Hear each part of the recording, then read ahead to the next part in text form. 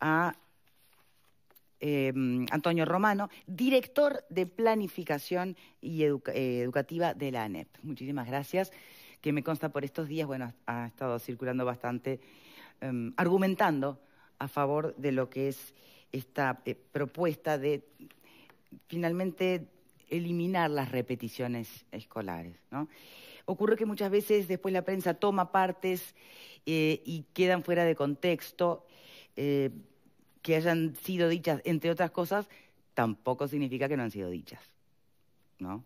Entonces, analicemos esas razones, porque es verdad que en el mundo más desarrollado la repetición prácticamente es una herramienta que no se utiliza, pero porque hay un sistema educativo que no requiere o que tiene la capacidad suficiente para que la trayectoria educativa de los chiquilines no tenga que repetir. Acá estamos en un escenario totalmente distinto. Cuando se plantea no interrumpir la trayectoria educativa por la repetición, que es lo que se constata, porque después se visualiza que abandonan, sobre todo en liceo, ¿viste? Después abandonan. Pero nosotros cuando entendemos a la educación como un derecho, ¿no? No sé si ahí está claro. ¿Derecho a qué? Porque la trayectoria educativa es el derecho a aprender o es el derecho a circular como un circuito turístico por las aulas. Porque si es así, no los detenemos, que circulen y cuando termina la trayectoria. Entonces, ¿cómo confirmar el aprendizaje no forma parte de ese derecho o es una garantía de ese derecho? Bueno, muchas gracias por la invitación. No, por favor. Nuevamente. Parece que algunos temas se vuelven como recurrentes, en otros momentos lo hemos también discutido, incluso me han invitado a participar de esta mesa. Primero, como tú bien lo planteás, me gustaría como empezar a situar, digamos, correctamente el tema. Lo que estamos planteando es, obviamente que no se trata, digamos, de lo que tú decías, de que simplemente los estudiantes puedan circular, porque eso no es garantizar el derecho, que circulen por la institución. Fue una metáfora, ¿no? ¿no? No pasa por el paseo. No, totalmente entendible y entendible. Uno podría decir, bueno, en realidad eso no es una garantía. Si el punto es que de cero terminen en el liceo y ya está y listo, no, la garantía es que aprendan. Está claro. Bien. Y me parece un buen punto que el derecho a la educación es el derecho a aprender. Yo creo que lo colocás correctamente, digamos. Me parece que ese es un primer punto. Lo segundo es, la discusión no es en torno a la repetición sí o no, sino qué es lo que hacemos en los casos que los estudiantes que tenemos no logran alcanzar los niveles de aprendizaje que se esperan en un tiempo determinado. Porque también esto es lo que hay que aclarar, que el sistema educativo organiza los aprendizajes en unos espacios y en unos tiempos definidos, y de pronto, como somos humanos, desgraciadamente, ocurre que no tenemos los mismos tiempos para las mismas cosas, ¿no? Sí. Esta es una característica prácticamente humana, no somos máquinas que podemos ser programadas para aprender en cierto tiempo lo que se espera que debemos aprender. Clarísimo.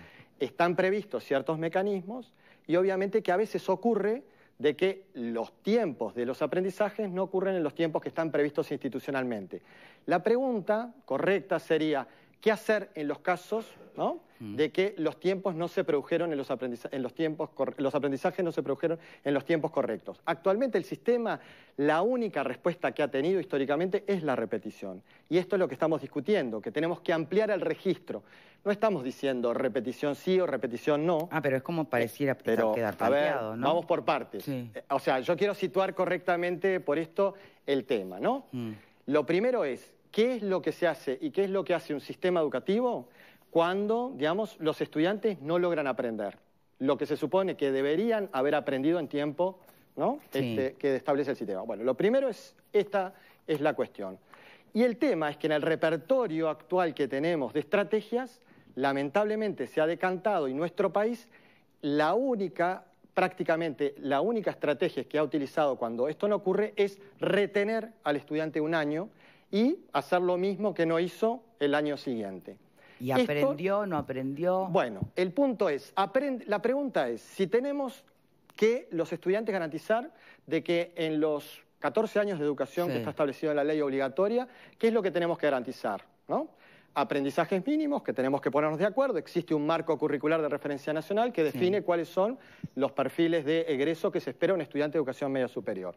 Ahora bien, la pregunta es, si un estudiante lo retenemos un año, ¿aprende más por ese hecho o en realidad las consecuencias que tiene de retenerlo un año más produce que ese estudiante probablemente, digamos, su desempeño posterior, digamos, se sienta perjudicado. Este es el punto. Tenemos evidencia empírica, ya hay investigaciones más que sobradas, y yo estoy planteando el problema de que los estudiantes, el factor principal predictor de la desvinculación, que es una preocupación que impide, digamos, el cumplimiento de la ley, es precisamente la trayectoria, digamos, de repetición de un estudiante.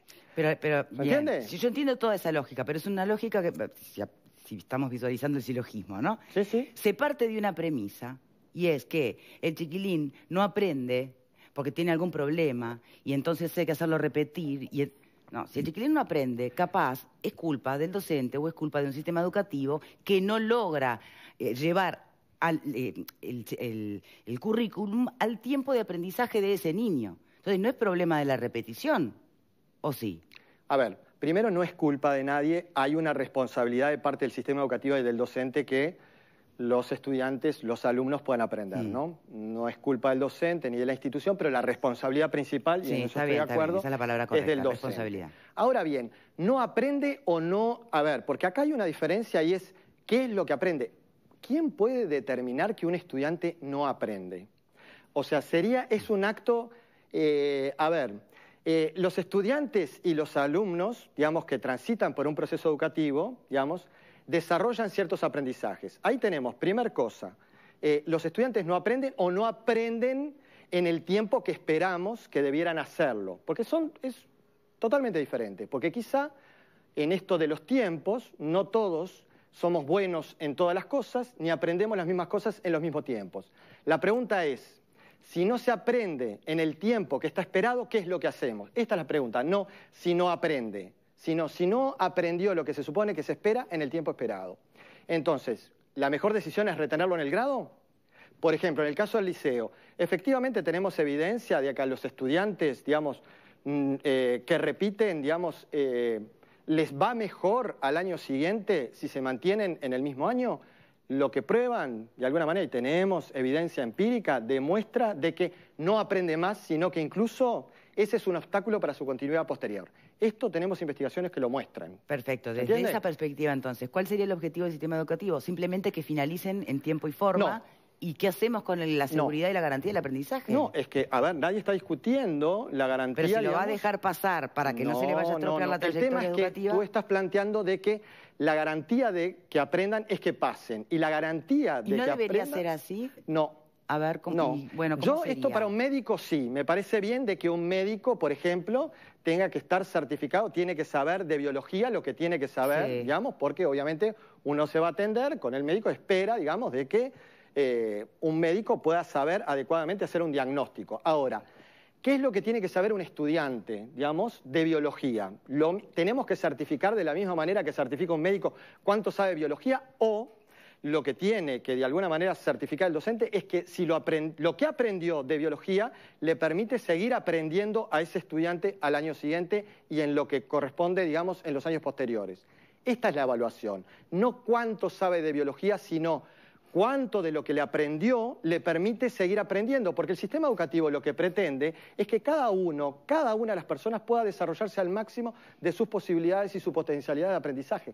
Este es el objetivo del sistema educativo. No certificar a qué punto llega cada uno, sino, porque eso corresponde a otro modelo de educación que dice, bueno, ¿cómo hacemos para seleccionar a los que tienen que llegar a la universidad? Entonces certificamos los que pasan de esta línea y los que no. Un sistema educativo, una sociedad democrática que se plantea una educación obligatoria durante 12 años, lo que aspira es que esos estudiantes, por ser educación obligatoria, puedan desarrollar el máximo posible de sus capacidades en esos 12 años. Esta es la diferencia que implicó la ley del 2008, cuando establece la obligatoriedad de la enseñanza durante los 12 años. ¿Se entiende? Y hay un modelo distinto que estableció la ley cuando pone la exigencia de que es obligatoria la ley desde, ¿no?, la educación, digamos, desde los 4 o los 5 años hasta educación primaria, media básica y media superior. Bien. Este es el concepto. Si me permite, Romano, abrir al panel a ver qué piensan ustedes. Estamos haciendo una encuesta en la página de Facebook.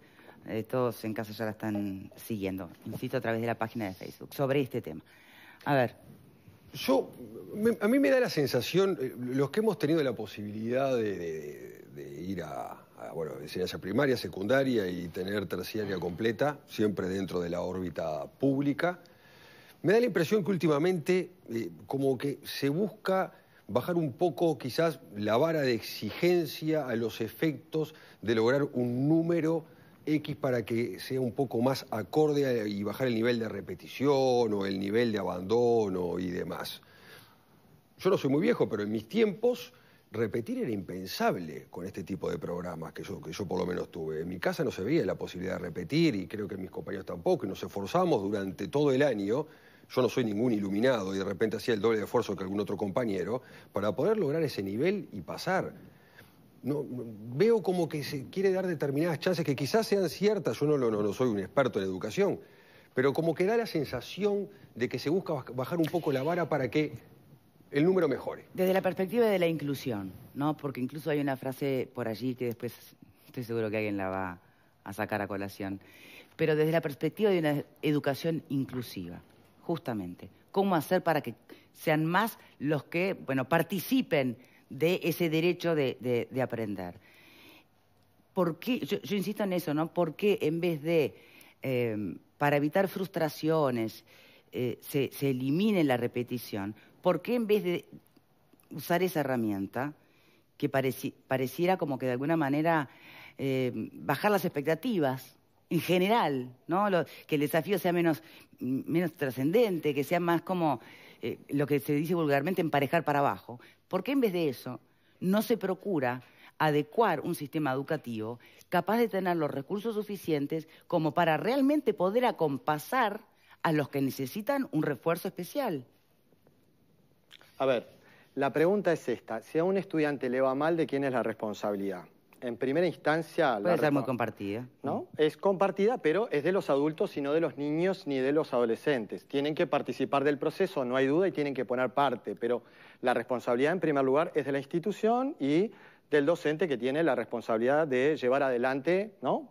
Su curso para que los estudiantes puedan aprender, ¿no? Lo que se supone. Durante mucho tiempo en nuestro país, por ejemplo, pasaba de que era sinónimo de calidad, por ejemplo, los exámenes en algunos institutos donde nos escuchábamos que de 100 estudiantes aprobaban 5 y eso para nosotros era un sinónimo de calidad. En el fondo, incluso en la enseñanza primaria, cuando nosotros cursamos, teníamos los índices más altos de repetición, digamos, de América Latina, que tiene los más altos del mundo, junto con la África subsahariana. O sea, estamos en este plano en términos de promedios de repetición. América Latina a nivel de los continentes está con África subsahariana en términos de los porcentajes, e incluso dentro de los porcentajes de repetición que tenemos, estamos por encima en la media de que el resto de los países latinoamericanos. Para tener una idea también de cómo nos medimos, que a veces nos miramos como nosotros mismos, pero no estamos viendo, digamos, en relación qué pasa en el resto del mundo respecto a estos puntos. Entonces, ¿de quién es la responsabilidad cuando un estudiante no aprende? Y bueno, tú lo planteabas, Victoria, y yo estoy de acuerdo de que en realidad lo que debemos desarrollar es esto, son estrategias de acompañamiento, y efectivamente, el punto está de que muchas veces no pensamos las estrategias de acompañamiento solamente cuando les va mal. Y los chiquilines, como cualquiera de nosotros, a veces en algún momento pueden requerir un apoyo. Y esto lo tenemos que hacer como parte de la forma de transitar el sistema educativo. Entonces, se tienen que generar nuevos mecanismos de acompañamiento o reformular los que ya existen, de forma tal de evitar de que el primer recurso sea la repetición. A ver, entendamos, no se está planteando a partir de ahora para mejorar los números eliminamos la repetición. No, lo que decimos es la repetición como el primer recurso cuando alguien no aprende, el primero no está dando el resultado que esperamos. Entonces, tenemos que ser lo suficientemente creativos como para diseñar otras estrategias de acompañamiento que lo tienen en todas partes del mundo. Miremos Finlandia. Finlandia, digamos, claramente tuvimos justamente en el seminario internacional, participó, digamos, una persona que viene, una técnica vinculada al Ministerio de Educación de Finlandia, y para ellos, por eso en los indicadores de PISA, cuando dice repetición, tiene 3 puntos suspensivos. No porque no exista la repetición, existe, pero es el último recurso. Pero no me va a comparar, digo, cada vez que se cita Finlandia o esos grandes países desarrollados, Virginia, a ver, pero nos miramos... Partimos de un escenario y de un sistema educativo que hay consenso, está... Pero hay consenso que está en crisis y que requiere mucha más abordaje y aproximación. Pero si son las propias autoridades del Frente Amplio que vienen repitiendo cambiar el ADN, más educación, ¿no está en crisis? ¿Qué quiere decir que está en crisis? Tenemos más estudiantes que nunca en la historia, digamos, actualmente cursando, digamos, en la historia de la educación en Uruguay nunca tuvimos tantos estudiantes. Y eso es una excelente noticia. El punto es garantizarles el derecho a aprender a todos. Está bien. En PISA, doy un caso, perdón, ¿puedo...? Sí, claro. Disculpa, tomemos PISA. Sí. Indicadores, yo no traje la gráfica, pero en realidad en PISA, a nivel de América Latina, ¿en dónde nos ubicamos? Estamos en el segundo lugar, después de Chile. Estamos en el segundo lugar, en PISA. En tercero, ¿dónde estamos? PISA es a los estudiantes de 15 años, ni siquiera en tercero. En PISA, y este lugar en PISA lo tenemos ya desde hace algún tiempo. Tenemos más estudiantes estudiando, más estudiantes, y eso no implicó un descenso de la calidad porque nos mantenemos en segundo lugar. ¿Podríamos estar mejor? No hay duda. ¿Que tenemos un problema al egreso? Tampoco lo discuto, y en ese sentido sí ahí tenemos un desafío. Pero tenemos que situar correctamente el problema. No es que la educación está en crisis porque es un desastre. No, tenemos algunos problemas, los estamos detectando, y este tipo, digamos, de estrategia lo que nos permiten es pensar precisamente si estamos acompañando lo suficiente a los estudiantes para que cada uno pueda desarrollarse al máximo de su posibilidad de aprender. Este es el punto. A ver, ¿alguien más? Perdón. Sí, yo creo que el planteo, así como está realizado, debería ser complementario, porque usted plantea, bueno, o por lo menos lo que se entiende es esta cuestión de la repetición, pero debería ir atado a cómo el sistema puede acompañar. Porque cuando uno piensa, por ejemplo, en experiencias exitosas como los maestros comunitarios, que no se han replicado como debieran por un tema presupuestal, y piensa, bueno, puede suceder esto, eliminamos la repetición, podemos estar de acuerdo que no es una herramienta pedagógica que sirva, pero necesitamos atarlo a mayor presupuesto, necesitamos atarlo a más maestros comunitarios, a maestros que estén fuera de hora, a escuelas de tiempo completo, porque hecho de esta manera, creo que uno lo que tiene la sensación, y a mí me suenan las palabras de Busetti cuando decía que hay chiquilines que salen de la escuela sin comprender un texto, sin saber leer correctamente, sin saber interpretar, y pienso en secundaria, por ejemplo. Porque Bien. usted tiene un sistema de primaria que podría llegar a eliminar la repetición, no sabemos todavía con qué herramientas vamos a reforzar a esos chiquilines que aprenden a destiempo, ¿y qué pasa en secundaria? ¿Qué hacemos con ellos? A ver, por aquí. El argumento central que el señor Romano estaba, sobre el cual giraba la explicación de él, que es un argumento lógico y compartible, es que no todos los chicos, no todos los estudiantes aprenden al mismo tiempo todo lo que tienen que aprender. Y eso, digamos, es una cosa de lógica y todos podemos entenderlo. Ahora, obviamente, la repetición no, por lo menos como lo entiendo yo y como lo viví en mi época, y yo creo que en la época de todos nosotros, no era la respuesta a la lentitud o no, digamos, del estudiante, sino era el fruto de una evaluación completa al final del curso, que se iba jalonando durante el curso, evaluaciones a través de pruebas, de escritos, de lo que fuere, al término de los cuales, bueno, se llegaba a la conclusión de que si ese chico había adquirido los conocimientos suficientes como para aprobar el curso. Pero eso tiene, a mi juicio, un doble valor o un doble efecto. Por un lado, obviamente, asegurar que el sistema haga el mayor de los esfuerzos para que ese chico aprenda. Pero el segundo punto que no se ha mencionado aquí es que, en realidad, el otro beneficiado de ese nivel de exigencia es el grupo en su conjunto, es la clase completa. ¿Por qué? Porque si esa, clase, segundo, tercero, cuarto, lo que sea, escuela, liceo, se empieza a poblar de gente que por distintas razones quedó rezagada, no adquirió los elementos suficientes para seguir aprendiendo, si esa gente empieza, a ser mayoritaria o empieza a marcar el ritmo, todo el nivel del grupo va a bajar. Porque el docente tiene que ponerse en el nivel más bajo para que ese chico no siga quedando rezagado. Por lo tanto, la aplicación de esa teoría lleva a un descenso abrupto de la calidad. No es un mecanismo para mejorar la calidad, al contrario, empeora todo, porque el docente tiene que atender a ese chico que ya viene retrasado. Y si no lo atiende, va a seguir retrasado. Entonces va a terminar, como dice Victoria, es que le dan el pase para que salga de toda la escuela y le den el diploma y se termina el asunto. Pero lo que se va a resentir es el sistema educativo educativo en general. Además del chico, se repercute en todos los demás. Se perjudican todos, el chico y el resto de los compañeros. No, pero no repite toda la clase, no repite una gran mayoría. Pero ese niño sigue estando... A ver, Alfredo.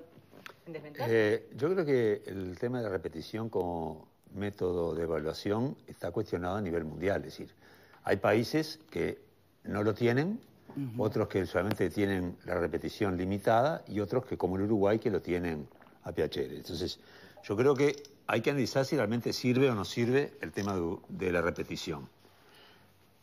Ahora bien, no caigamos en los esquemas, ¿viste? Cuando se oyen voces de que dicen, ¿quieren sacar repetición para mejorar los índices de evaluación?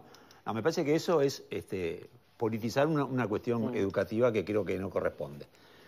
Lo que sí me preocupa es, a mí no me preocupa tanto la repetición, a mí me preocupa el tema del abandono estudiantil. ¿Tá? Tenemos hoy a nivel de secundaria, sobre todo, una deserción muy grande, que tenemos como nunca antes estudiantes, pero tenemos un montón de desertores que antes no iban, bueno, ahora van pero desertan, sé como si no fueran. Y también tenemos un nivel de estudiantes en la universidad en el cual carecen de comprensión y hay que hacer cursos de emparejamiento en muchas facultades para que entiendan un texto, porque ni siquiera tienen. Entonces, yo creo que la educación tiene problemas bastante serios y que no sé si es crisis, pero son problemas de profundidad grande que a veces, desde el punto de vista de autoridades, se tratan de minimizar.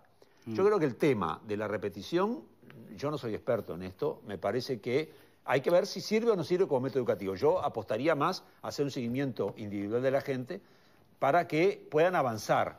Mi hija iba al liceo, en el segundo año de liceo me pidió que la cambiara de liceo porque tenía 3 o 4 gurises en su clase, en el cual le decían que era una traga porque sacaba bueno. Entonces, viste, como que era mayor, yo qué sé, había unas cosas de esas que me parece que hay que estudiar las situaciones concretas. Alfredo, tú recién dijiste al pasar que no te gustaban comentarios que politicen el tema. Claro, ¿no? que me parece o silogismos falaces, bien. Pero hay una expresión del propio Romano, que se la planteo con todo el respeto, pero no le veo otro espíritu que, no sé si politizar o ideologizar el tema, porque usted plantea, llegó el momento de que la clase media acepte que esos bancos liceales, que históricamente se reservó para sí misma, ahora los deberá compartir con recién llegados. ¿No se está partiendo de una premisa que va bastante por fuera de un sistema de educación y se enraba en una lucha de clases atravesando el sistema educativo? No. Es lucha de clases. Yo la comparto eso. ¿La compartís? Claro, si antes estudiaban 10.000 y ahora estudian 200.000, vamos a entendernos. La enseñanza media, no sigan repitiendo cosas que son inexactas. Es obligatoria. También es obligatoria la vivienda. Decide los que están en situación de calle. Escuchame, no quedemos en la forma. Vamos a la realidad.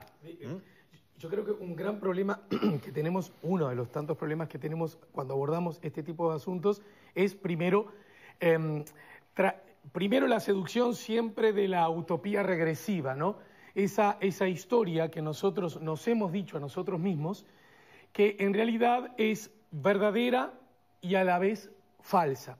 Porque es verdad, nosotros, los que estamos preocupados por los altos índices de repetición y los que de alguna manera nos asustamos si ahora se vuelve más lábil o más frágil, en realidad no somos los mejores testigos del asunto. Porque nosotros, dijera Alfaro, nosotros somos los que caminamos por la vereda del sol. Nosotros somos los que no repetimos. Nosotros somos los que cuando íbamos al liceo, muchos de nuestros compañeros, liceo público, nada raro, hay muchos de los gurises que tenían nuestra edad, no iban al liceo. ¿Y saben qué? Nos parecía natural. Nadie se lo reprochaba desde la perspectiva democrática y republicana. Nos parecía natural que si la cabeza te daba, siguieras estudiando y si no te fueras al taller. Algunos íbamos al liceo y además íbamos al taller de herrería del viejo. Pero en todo caso, nos parecía natural. Ahora ese paradigma de antes, es decir, los retrasados no vienen conmigo, no, eso ha cambiado. Los chicos down no venían contigo, los distintos no estaban contigo. Es decir, estos paradigmas han cambiado. Pero además yo pregunto, si alguien te dice, repetir no ayuda, repetir no integra, si cuando repite el muchacho o la muchacha... Pero y eso en ese no definitiva, sirve. ¿cuánto es una frase repetida y cuánto tiene de asidero en la realidad? No, bueno, si lo dicen las autoridades... ¿Nunca te pasó de tener cerca un chiquitito que repite? A mí mi hijo repitió y lo hizo fantástico. Bien. Lo hizo fantástico. Hagamos esto, termino y seguís. Lo que yo quiero decir es esto. Si los números, si la experiencia, si la realidad, no nuestras intenciones o no nuestro pasado relativamente edulcorado, si los números dicen, muchachos, repetir no sirve, margina, echa, lo que dice Alfredo, esa es la gran indignación que tenemos los orientales, de los que entran en la mitad, y termino. Sí. Pensé que por estar ronco iba a hablar menos y es peor. Lo que quiero decir es que ese es el asunto que nosotros tenemos que atacar. Si esto no sirve, probemos otra cosa. Y además, como el agua tibia está inventada, es verdad, lo hacen otros, a los que le va mejor. Y nosotros queremos todavía abrazarnos a lo viejo. Bueno, cualquiera diría que es el pensamiento conservador. Pero yo insisto en preguntar, ¿por qué si la evidencia es que la repetición no sirve? No sirve porque no sirve acá, que no tenemos ni siquiera, además, la infraestructura o el sistema montado como para ese que repitió abrazarlo y poderlo llevar a donde tiene que estar. O sea, ¿se está culpando la herramienta o es algo más? ¿Se entiende lo que planteo, Patricia? Evidentemente que no podemos hacer apreciaciones a partir de los casos particulares. En mi caso yo también caminé por la vereda del Sol porque no repetí, pero sí sucedía que repetían compañeros, tanto en primaria como en secundaria, y era, qué macana, que no alcanzó el nivel, bueno, vamos arriba, y al siguiente año reenganchaba y seguía corriendo la rueda. ¿Entre el grupito de los que iban? No, en mi caso no me tocaba... Sí, por eso digo, pero no tenía obligación de 12 años de educación como ahora, Son distintas experiencias, no es. Pero a lo que voy es que a mí realmente lo que me preocupa, más allá de si se implementa esta herramienta de la repetición o no, lo que me preocupa realmente es el derecho humano a la enseñanza, el derecho humano a aprender de parte de los niños, niñas y adolescentes, que logren durante su ciclo formativo encontrar las herramientas para ver en qué se quieren desarrollar en la vida, y que cuando terminen de hacer la primaria y la secundaria puedan contar con las herramientas para decidir en dónde entrar, y cuando entren que no se sientan frustrados el doble o el triple porque no entienden nada. Ese es el problema, porque realmente uno se pone en contacto con determinados niños, niñas y adolescentes que no saben leer, que no entienden lo que están leyendo, o logran leer de corrido pero no logran desmenuzar el contenido, no logran ponerse delante de un texto de literatura y decir qué es una metáfora, por ejemplo. Entonces me preocupa terriblemente el nivel, el desenvolvimiento y el futuro. Bien, por favor, nuestra invitada, Román. Sí, a ver, yo para compartir, yo debo decir, no sé, cuando se piensa que estamos cada vez peor, uno podría decir, a ver, depende del parámetro que se utilice, ¿no? Yo lo que puedo decir, yo soy profesor universitario y mis estudiantes escriben mejor de lo que escribía yo. Lo constato, digamos, porque tengo trabajos míos, yo los puedo comparar y puedo decir, ¿no? Digamos, es mi experiencia personal. Digamos, en este sentido puedo dar fe como docente, no constato eso de que, y son estudiantes que en realidad, digamos, acceden a la universidad, como vienen accediendo ya desde el año 2012, que tenemos que el 54% del 2012 es el último dato de los estudiantes de la primera generación que accede a la universidad. Esto tampoco lo planteamos y es mérito de nuestro sistema educativo, ¿no? De alguna manera están llegando también, a pesar de que no la cantidad que queremos, están llegando cada vez más estudiantes que no reproducen de alguna manera el circuito, digamos, de estar caminando de la vereda al sol, como planteaba Alejandro solamente. A ver, el punto es, nosotros desde la ANEP no estamos planteando eliminar la repetición. Quiero que se entienda que el punto es este. Y quiero también plantear de que, incluso el argumento que usaba Graciano, de que en realidad, ¿qué pasa con los estudiantes, ¿no? Digamos, cuando tienen niveles diferentes? Siempre tienen. Y pongamos un caso. Por ejemplo, el caso de, actualmente y desde hace mucho tiempo, los maestros rurales, y mi amigo Limber Santos, probablemente ustedes lo conozcan, director del Departamento de Educación Rural, viene trabajando, y en eso tenemos una fuerte tradición de la didáctica multigrado, donde los niños, digamos, en una misma escuela, están de primero y de sexto, y en realidad tenemos los mejores resultados incluso en esas escuelas. En absoluto el hecho de que tengan... Son grupos pequeños, ¿no?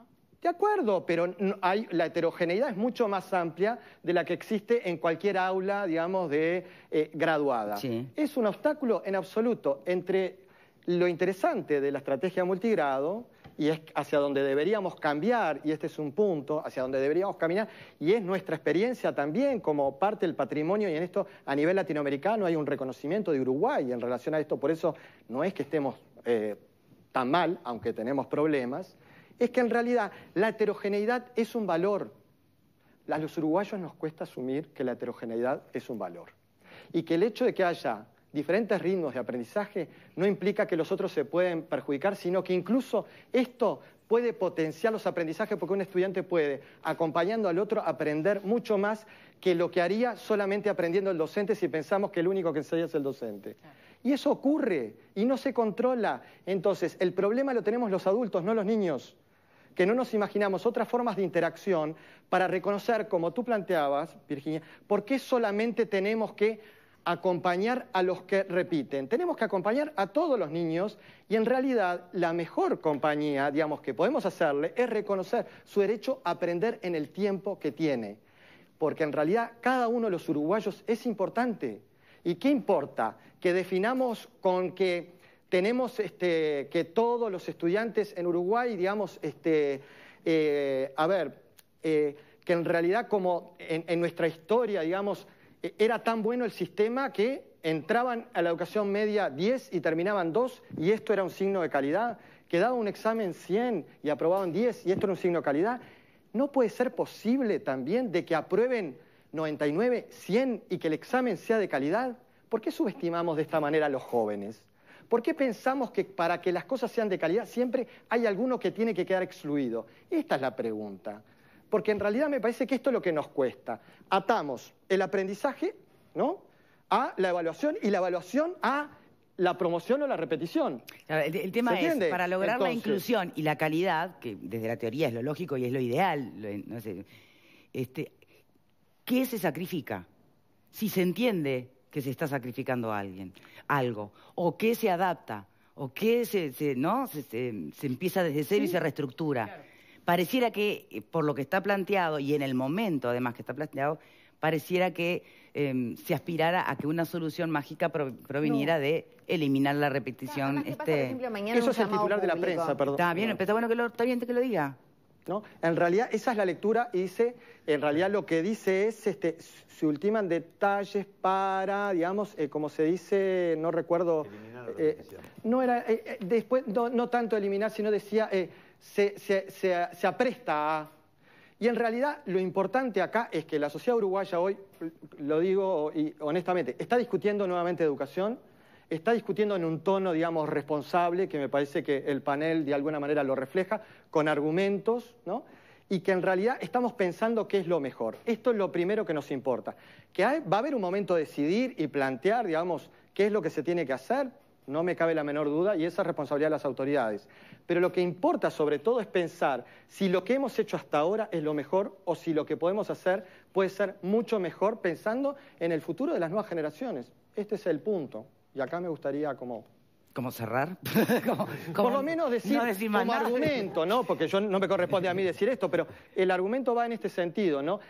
Esto, ¿cómo podemos garantizar de que las nuevas generaciones tengan la posibilidad? Si ustedes, yo no sé si, a ver, yo percibo también como un tono distinto incluso de cómo se está debatiendo sobre el tema ahora que hace 1 o 2 años atrás.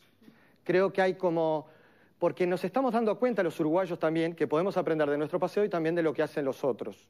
Y no solamente mirar todo lo que perdemos, sino también todo lo que podemos ganar si nos animamos a hacer otras cosas, e incluso algunas. Porque... ¿Y qué opina de lo que plantea EDUI 21? Porque también es cierto que justamente en el tema de la repetición hay una coincidencia en ambos proyectos o argumentaciones, porque es verdad que se tiende a la no repetición, pero claro, cuando EDUI 21 lo plantea, lo que está visualizando no es lo que tenemos hoy en el sistema educativo, sino una gran transformación donde efectivamente caerá de maduro, no va a ser la repetición la herramienta necesaria, pedagógica, para asegurar los aprendizajes. Yo te puedo... A ver, en relación a EDUI 21, si comparte, digamos, este punto, digamos, no me parece que... A ver, lo que quiero decir, no importa quién lo plantee, si las ideas son buenas, vengan de quien vengan. Yo en eso... Y si se comparte, digamos, me parece fantástico. Lo que quiero decir ojo, es que no se malentienda, se comparte el análisis de la herramienta, pero con escenarios absolutamente distintos, no con el Uruguay de hoy. Yo no estoy tan seguro, digamos, de que algunos aspectos, por ejemplo, no estoy tan seguro. Pero de todas maneras, lo que quisiera decir es esto. El gran desafío que tenemos como país también es cómo transformamos una enseñanza secundaria que fue pensada, por eso lo que quiere decir esto, como un mecanismo para seleccionar a los estudiantes para llegar a la universidad, cómo la transformamos en una educación de calidad para todos. Que asegure el pasaje a la universidad. Entonces, porque era preuniversitaria, ahí está el... Entonces, ¿dónde se expresa esa selectividad? En la repetición, principalmente. Porque no tenemos evidencia que quien repite... Por ejemplo, comparamos la repetición en secundaria con primaria y es abismal la diferencia. 1 de 4 en primaria, digamos, prácticamente la repetición está llevada a la mínima expresión. Sí, sí, sí. En secundaria, 1 de 4 repiten, 1 de 4 repite segundo, 1 de 4 repite tercero. Y uno mira las gráficas de lo que pasa en la escuela y lo que pasa después en el ciclo básico y dice, ¿cambiaron tanto los estudiantes? ¿No? O algo está pasando de que hay criterio. Lo que pasa que lo que nos cuesta es modificar esa enseñanza secundaria que fue pensada como un mecanismo de acceso a la universidad. Piensen lo siguiente, en Uruguay prácticamente tenemos la tasa más elevada de egreso de educación media superior, de ingreso a la universidad. ¿Por qué? Nos comparan con Perú, por ejemplo. En Perú es cierto que egresa al 80%, pero en Perú tiene, igual que en Brasil, examen de ingreso a la universidad. Entonces el mecanismo de selección está después. Y la educación secundaria que construyeron la hicieron después, porque no había tan tempranamente como en Argentina y Uruguay, y la que hicieron, la hicieron pensando para todos. Entonces ahí está el punto. El modelo nuestro que tenemos es una educación secundaria que seleccionaba. Y claro, los que llegan, entran. En el resto de los países de América Latina, lo que ocurre es que el mecanismo de selección a la universidad está puesto, por ejemplo, en Brasil, termina el 60%, pero solo el 8% ingresa a la universidad pública. Porque el mecanismo está planteado ahí. ¿Se entiende? Es este el modelo. Está bien el tema de los acompañamientos y yo lo comparto, pero acá lo que estamos discutiendo es un modelo educativo y cómo hacemos desde la educación media que tenemos, que fue pensada en otra lógica, para avanzar a una educación, digamos, secundaria distinta. Cuando primaria ya prácticamente esto lo está consiguiendo y primaria no está en Finlandia, está en Uruguay. Y sin embargo los índices de repetición se han reducido muchísimo, digamos, desde hace 20 años que ha venido sistemáticamente cambiando este aspecto. Bien. No la quiero pudrir justo al final, pero también hemos escuchado hablar que secundaria responsabiliza al pase social de primaria, que por eso repiten tanto en secundaria. Así. Y la universidad secundaria, sí. y la primaria inicial prácticamente mucho todavía para trabajar sobre esto. Siempre la culpa la tiene el otro. Lo bueno siempre es que podamos, como usted hacía referencia, a estar debatiendo sobre estos temas en tono de querer entender. Porque los expertos entienden y saben, pero después estamos los ciudadanos comunes que tenemos hijos, que educamos, que pensamos también en qué futuro de país queremos. Entendernos y hablar el mismo idioma, eso es lo que está bueno, que ese sea el código de los debates. Muchísimas gracias, Romano, director de Planificación de la ANEP, por habernos acompañado en el día de hoy. Da para mucho más, lo sé, habrá más oportunidades. Dale, gracias. Repetiremos la instancia. Absolutamente. Pausa y ya venimos pero no de la misma manera. Con las reflexiones finales de nuestros invitados. Bueno.